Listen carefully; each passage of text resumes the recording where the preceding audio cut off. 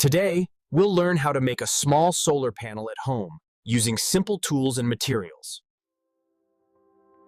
Start by arranging your solar cells in a straight pattern. Make sure the cells face the same direction to absorb sunlight uniformly. Using a soldering iron, join the cells in series. Be gentle. Solar cells are thin and can crack easily. Proper wiring is key for continuous current flow. Once all cells are connected, place them on a clean glass sheet.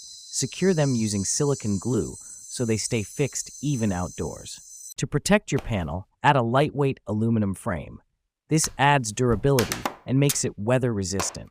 Attach terminal wires to the main connection points. Optionally, add a diode to stop reverse current at night. Take the panel outside and face it toward the sun. Use a multimeter to check if it's producing power. This one gives 12 volts in direct sunlight.